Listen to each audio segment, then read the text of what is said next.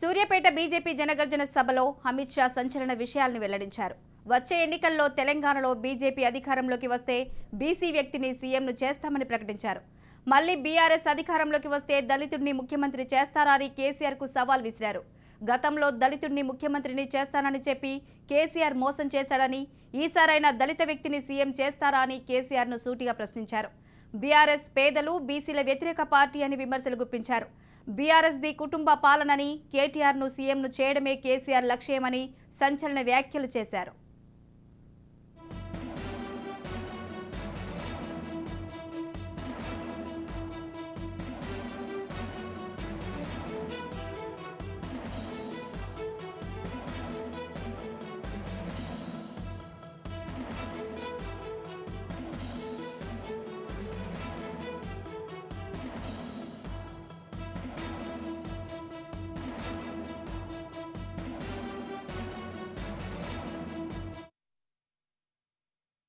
कर कर backward class को संवैधानिक दर्जा देने का काम नरेंद्र मोदी जी ने दिया है। और मैं आज तेलंगाना की जनता को कहना चाहता हूं, आप भारतीय जनता पार्टी को आशीर्वाद दीजिए, भाजपा की सरकार बनाइए।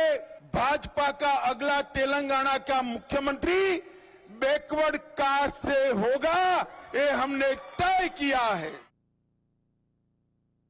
प्रोविजन कर कर बैकवर्ड क्लास को संवैधानिक दर्जा देने का काम नरेंद्र मोदी जी ने दिया है। और मैं आज तेलंगाना की जनता को कहना चाहता हूं, आप भारतीय जनता पार्टी को आशीर्वाद दीजिए, भाजपा की सरकार बनाइए।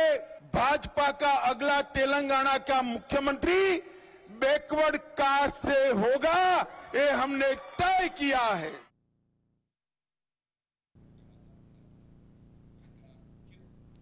తెలంగాణలో బీజేపీ అధికారంలోకి వస్తే బీసీ వ్యక్తిని సీఎంను చేస్తామని ప్రకటించారు అమిత్ షా. మళ్లీ బీఆర్ఎస్ అధికారంలోకి వస్తే దళితుడిని ముఖ్యమంత్రి చేస్తారా అని కేసీఆర్కు సవాల్ విసిరారు అమిత్ షా.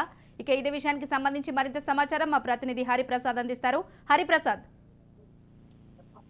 రమాదేవి, సూర్యాపేట జనగర్జన సభ ద్వారా అమిత్ షా తెలంగాణ ప్రజలకు ఏం చెప్తాడనే దానికి సంబంధించి మాత్రం చర్చ జరిగిన నేపథ్యంలో వాళ్ళ అనుకున్న దానికి ధీటుగానే సమాధానం వచ్చిందని కూడా బీజేపీ శ్రేణులు చర్చించుకుంటున్నారు. దాంట్లో భాగంగానే బీజేపీ అధికారంలోకి వస్తే బీసీ బడుగు బలహీన వర్గాలకు సంబంధించిన వ్యక్తిని సీఎంను చేస్తామని సీఎంను చేస్తామని చెప్తూనే మీరు అనుకున్న దాని ప్రకారం దళితుల్ని ముఖ్యమంత్రి చేస్తారని కేసీఆర్ కూడా సవాల్ విసరడం జరిగింది. దీంతో బీసీ సీఎం అనే వ్యాఖ్యలు అనేవి మాత్రం ఇప్పుడు రాజకీయంగా కొంత ప్రకంపనలు కలుగుతున్నాయని చెప్పుకోవచ్చు. ఎందుకంటే ఇప్పటికే ఒకవైపు బీసీ కులగణనని కాంగ్రెస్ పార్టీ నేషనల్ లెవెల్లో తీసుకొస్తుంటే అదే బీసీని మేము సీఎం చేస్తానని అమిత్ షా చెప్పడంతో మాత్రం కొంత బీసీ సామాజిక వర్గాన్ని తమ వైపు తిప్పుకునే ప్రయత్నం చేసినట్టుగా కూడా తెలుస్తా ఉన్నది. అదేవిధంగా ఇక్కడ జరిగిన అవినీతికి సంబంధించి కూడా ఆయన మాట్లాడడం జరిగింది. అదేవిధంగా అభివృద్ధికి సంబంధించి కూడా ఆయన మాట్లాడడం జరిగింది.